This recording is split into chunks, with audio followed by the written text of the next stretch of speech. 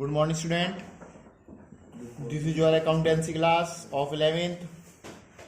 From second का last chapter हमारा चल रहा है फाइनेंशियल स्टेटमेंट विद एडजस्टमेंट, जिसका एक क्वेश्चन जरूर आना है 10 नंबर में आपके यहाँ। सिलेबस में आपको बार बार बता चुका हूँ, ठीक है बेटा। डेप्रिसिएशन, रेक्टिफिकेशन और बेटा एक बिल ऑफ एक्सचेंज और एक फाइनेंशियल स्टेटमेंट विद एडजस्टमेंट वाला आपके उसमें पेपर में आएंगे क्वेश्चंस इन्हीं से रिलेटेड। आप अच्छी तरह से तैयारी कर लें और देखिएगा बेटा, आज आपको मैं कराने जा रहा हूं क्वेश्चन नंबर 4। ये क्वेश्चन नंबर 4 है बेटा, ठीक है। आपकी बुक में आगे पीछे हो सकता है, लेकिन मैं क्वेश्चन नंबर 4 आप समझेंगे बहुत आराम से, है ना। देखिएगा पेज नंबर है ये क्वेश्चन है, इलस्ट्रेशन नहीं है बेटा, ठीक है।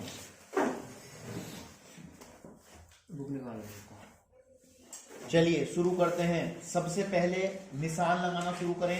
22.79 पेज है, 22.79 बुक उधर, ठीक है। तो सबसे पहले सैलरी पे निशान लगाइएगा, लेकिन आपको एक बात इसमें नोट होगी, आपको सैलरी कहीं नहीं मिलेगी। आपको इस क्वेश्चन में ऊपर सैलरी नहीं मिलेगी, तो हम सैलरी का हम ध्यान रखेंगे, कोई दिक्कत नहीं है।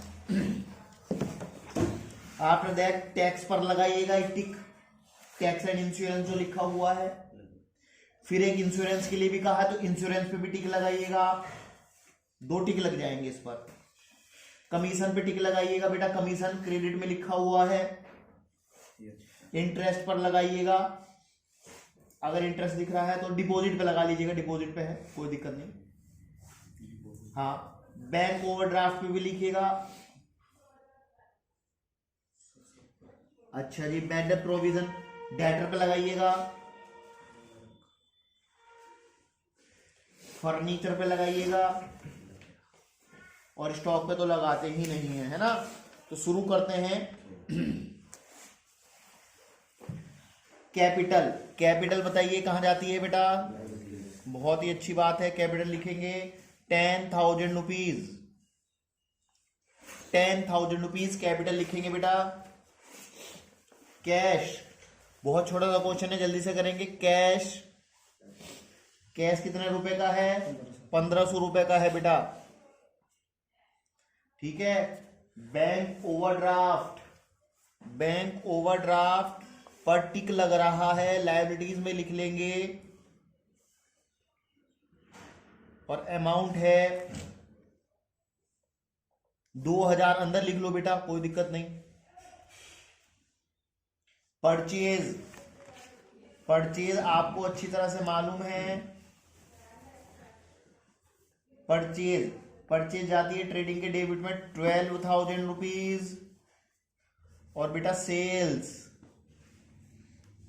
और सेल्स जाएगी आपकी 15,000 रुपीज ट्रेडिंग के क्रेडिट में, ठीक है। अब देखिएगा यहाँ रिटर्न्स लिखा हुआ है, क्या लिखा हुआ है? रिटर्न्स। तो जो डेबिट में रिटर्न लिखी है वो ट्रेडिंग के डेबिट में, और जो क्रेडिट में लिखी है वो ट्रेडिंग के क्रेडिट में। 12,000 15,000 रिटर्न दी हुई है आपको 1,000 की डेबिट वाली, और एक रिटर्न दी हुई है आपको क्रेडिट में 2,000 रुपए की बेटा, ठीक है।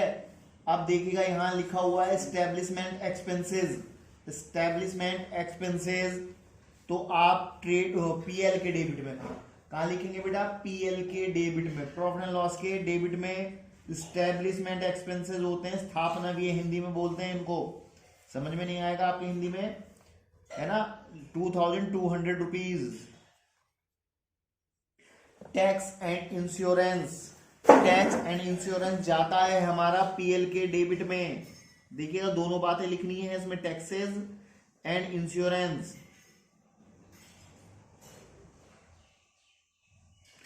और पैसे बेटा अंदर लिख लेंगे इनके 500 रुपीज। और एक बात ध्यान रखेंगे, इसके नीचे 2 लाइन छोड़कर चलेंगे, ठीक है बेटा। बैड डेब्ट्स एंड बैड डेब्ट प्रोविजन। आप देखिएगा जब बैड डेब्ट शुरू में लिखा है तो बैड डेब्ट्स के पैसे हैं शुरू वाले 500 रुपीज, और जो बैड डेट प्रोविजन है उसके हैं क्रेडिट में पैसे। तो आप एक बताइए, जो क्रेडिट में होती है वो तो ओल्ड बीडीआर मानी जाती है, तो इसका पूरा फॉर्मूला लिख लो बेटा। 2 लाइन छोड़कर लिखेंगे, 2 या 3 लाइन छोड़ लो, गुंजाइश है तो आपके पास। Bad debts plus new BDR और माइनस ओल्ड बीडीआर। देखिएगा इतने दिन से क्वेश्चन करा रहा हूं तो पक्के हो जाने चाहिए आपके क्वेश्चन ही। ओल्ड बीडीआर के पैसे हैं 700 रुपीज, यहां पर देखते रहें, और इसके हैं 500 रुपीज बैड डेप्ट के। न्यू बीडीआर जब आएगी जब लिख देंगे, ठीक है बेटे। प्लस माइनस का साइन जरूर लगा लेते हैं। अच्छा चलो, डेटर, डेटर कहां जाते हैं? एसेट्स में। अंदर लिख लेंगे डेटर्स की अमाउंट 5000 रुपीज, और क्रेडिटर्स, क्रेडिटर्स जाते हैं बैंक और ड्राफ्ट के नीचे एक लाइन छोड़ लेना बेटा, और इसकी अमाउंट भी बाहर लिख दीजिएगा आप क्रेडिटर की 2000 रुपीज। अब आप ये बताइए, कमीशन लिखा हुआ है लेकिन कमीशन की अमाउंट कहां लिखी हुई है? क्रेडिट में। तो आप भी पीएल के प्रॉफिट एंड लॉस के क्रेडिट में लिखेंगे कमीशन। इसका मतलब ये कमीशन हमें रिसीव हुआ है, ठीक है, 500 रुपए। डिपॉजिट क्या लिखा हुआ है? डिपॉजिट्स। तो डिपॉजिट्स जो हैं आपका एसेट्स होता है, डेटर के नीचे 2 लाइन छोड़ लीजिएगा, डिपॉजिट्स, और डिपॉजिट्स की अमाउंट है 4000, अंदर लिख लेंगे। आपको बता दूं पेपर के लिहाज से ये क्वेश्चन इंपॉर्टेंट है। उसके बाद है ओपनिंग स्टॉक, ये आपको अच्छी तरह से याद हो चुका होगा। ओपनिंग स्टॉक कहां जाता है? ओनली ट्रेडिंग के डेबिट में, बिल्कुल सही फरमाया। ड्राइंग्स, ड्राइंग्स का क्या करते हैं? लेस करते हैं। किस में से लेस करते हैं बेटा? कैपिटल में से, वेरी गुड। ड्राइंग्स जो हैं हमारे लिए हैं 1400 रुपए के। लेस कर कर अभी आप अमाउंट जो है नीचे ही लिख लेंगे। 10,000 में से 1400 लेस करके भी नीचे ही लिख लेंगे बेटा, ठीक है। फर्नीचर, डिपॉजिट के नीचे 1 या 2 लाइन छोड़ लो, कोई बात नहीं, बहुत सारी जगह है हम पे 2 छोड़ लो 1 की बजाय भी। फर्नीचर, और फर्नीचर है हमारे लिए बेटा 600 रुपीज का, अंदर लिख लेंगे अमाउंट 600 रुपी। 1 लाइन छोड़कर लिखेंगे बीआर, बिल रिसीवेबल 3000 रुपए का, और बीपी 2500 रुपीज की, ठीक है बेटा। हाँ, अपने बाहर लिखेंगे बेटा बीआर को और बीपी को, कोई टिक थोड़ी लग रहा है, और ठीक है।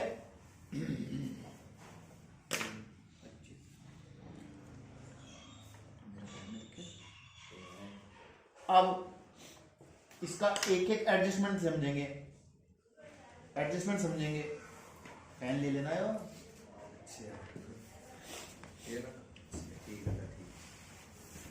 एक एक एडजस्टमेंट समझेंगे, इंपॉर्टेंट एडजस्टमेंट बेटा। Salary 100 rupees and tax 200 rupees are outstanding, बस इतनी बात समझेंगे। बट लिख रखा है वो बाद में सुनेंगे। वो कह रहे हैं एक तो सैलरी 100 रुपए आउटस्टैंडिंग है, और एक क्या है बेटे? टैक्सेस है। तो देखो यहाँ सैलरी नाम की चीज नहीं है, तो क्या आप ऐसा सोचो ना कि सैलरी जो है 0 रुपए होगी हमारे पास। कितने रुपए होगी? 0। तो उसमें आप आउटस्टैंडिंग के नाम से कितने रुपए जोड़ते? 100 रुपए। तो अब 100 रुपए इसी के सामने लिख दो ना, आउटस्टैंडिंग सैलरी। नहीं समझे? और कहां जाती है आउटस्टैंडिंग?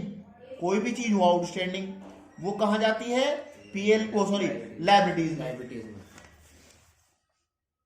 अगर आप ऐसा समझे कि सैलरी हमारी 0 रुपए लिखी, तो आउटस्टैंडिंग में 100 रुपए जोड़ोगे, नहीं जोड़ोगे? तो इन दोनों टोटल 100 रुपए आ जाएगा नहीं बाहर, तो बस आउटस्टैंडिंग सैलरी लिखी 100 रुपए। टैक्सेस पे भी जोड़ो इसी तरह से 200 रुपए, लेकिन अभी आप पैसे बाहर मत लिखना बेटे, क्योंकि इसी में इंश्योरेंस भी जुड़ रहा है, और वो इंश्योरेंस पे भी कह रहे हैं कुछ। तो पहले आउटस्टैंडिंग के नाम से ये 700 रुपए नीचे लिख लो भी, 700 रुपीज। और ये आउटस्टैंडिंग जो टैक्सेस है वो जहां जाता है वो वहां पहुंचा दियो। कहां जाता है? 200 रुपए भैया, ये तो आउटस्टैंडिंग टैक्सेस यहां से प्लस होने के बाद लायबिलिटीज में। अब आपने ऐसा क्यों किया, बाहर क्यों नहीं लिखे, क्योंकि बेटे इसके साथ इंश्योरेंस भी जुड़ गया और इंश्योरेंस में वो कुछ और भी कहेगा। But insurance 550 rupees is prepaid. तो प्रीपेड क्या होता है बेटा, माइनस 50 रुपीज माइनस करके अब लिख दो बाहर 650 रुपए। और ये 50 रुपए कहां जाएंगे, जो प्रीपेड है एसेट्स, कहां जाएंगे एसेट्स। प्रीपेड इंश्योरेंस, बोलो क्या परेशानी है। पहले 200 रुपए 500 में प्लस किए 700 आए, फिर 700 में 50 रुपीज माइनस किए 650 रुपए आए। यहां पर आउटस्टैंडिंग 200 के सामने, प्रीपेड के सामने माइनस के 50 प्रीपेड के नाम से, और प्रीपेड यहां और आउटस्टैंडिंग लायबिलिटीज में और प्रीपेड एसेट्स में। ठीक है, वेरी इंपॉर्टेंट क्वेश्चन है मेरे लिहाज से ये, मेरे नजर में। Commission 100 is receive in advance for next year. आपको जो ये कमीशन मिला हुआ है इसमें 100 रुपए आपको अगले साल के मिले हुए हैं। तो इस साल के ईमानदारी से बताओ कितने मिलने चाहिए थे सर 400। तो ये हो गए बेटे अनएक्रूड, जो आपने भी कमाए तो नहीं, अगले साल के मिल गए आपको। तो अनएक्रूड कहां जाता है, अनएक्रूड कमीशन 100 रुपए लायबिलिटीज में शो कर दो।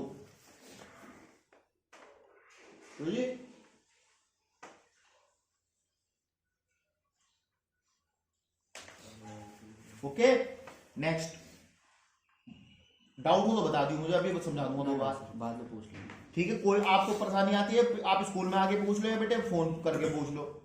Interest 210 is receive on deposit. देखिएगा 210 रुपए का आपको इंटरेस्ट मिला है जो आपने डिपॉजिट किए हुए हैं।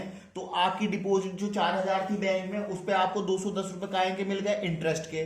तो आप इंटरेस्ट जोड़ दो इसके अंदर, तो हमारी रकम वहां कितने रुपए हो जाएंगे, अमाउंट 4210 हो जाएगी। और तुम्हारा ये 210 रुपए का नुकसान हुआ है कि फायदा हुआ है, फायदा हुआ है। तो आप कहां लिखेंगे, ईमानदारी से बता दो, पीएल के क्रेडिट में, क्योंकि एडजस्टमेंट 2 जगह जाता है जरूर, है ना। जो बैंक में मेरे 4000 रुपए जमा है उस पर मुझे 210 रुपए का ब्याज मिल गया, इंटरेस्ट मिल गया, तो मेरी रकम हो जाएगी 4210। और 210 रुपए जो हुए हैं ये मुझे एक तरीके से आमदनी हुई है, प्रॉफिट एंड लॉस के क्रेडिट में लिख देंगे। इंटरेस्ट रिसीव्ड ऑन डिपॉजिट, क्या लिखेंगे इसको, इंटरेस्ट रिसीव्ड ऑन डिपॉजिट। ठीक बात।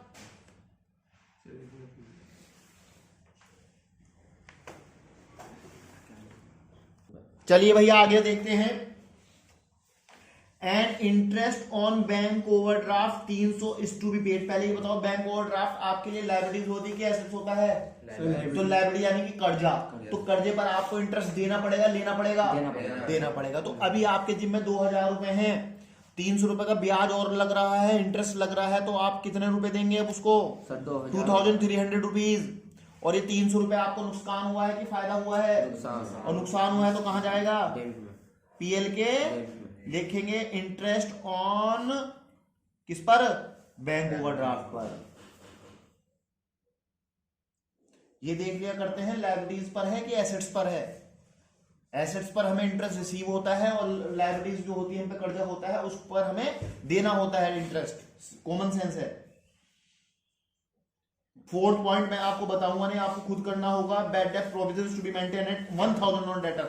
यहां पर देखो परसेंटेज नहीं बताइए उसने, ये न्यू बीडीआर है ओल्ड बीडीआर है सर, न्यू बीडीआर। तो जहां भी ये डेटर पे लिखो, नीचे उसके डेटर के नीचे क्या लिखते हैं, डेटर्स के नीचे new BDR at the rate of, कुछ नहीं एट द रेट मत लिखना क्योंकि यहां पर परसेंटेज नहीं है बेटा, है ना जी। तो आप बाहर कितने रुपए दिखा देंगे, 4 हाँ। माइनस होती है। और 1000 रुपए आप वहां लिख दीजिए जहां पर आपने ये पूरा फॉर्मूला टेक रखा है बाहर। तो 1500 रुपए तो ये हो गए, और 700 अगर लेस करेंगे तो बाहर कितने फेंकोगे, 800। वेरी गुड, ठीक है।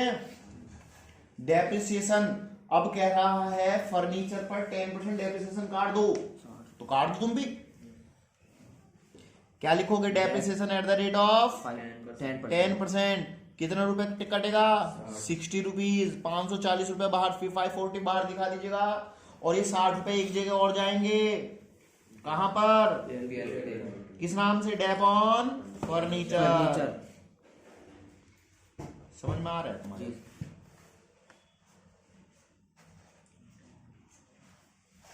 60 रुपये। अब एक स्टॉक बचा है 4500 रुपीज का क्लोजिंग, तो ये तो आपको दो साइड रखना होता है जी। ट्रेडिंग अकाउंट के क्रेडिट में और assets में। और बेटे एसेट्स में। Very good.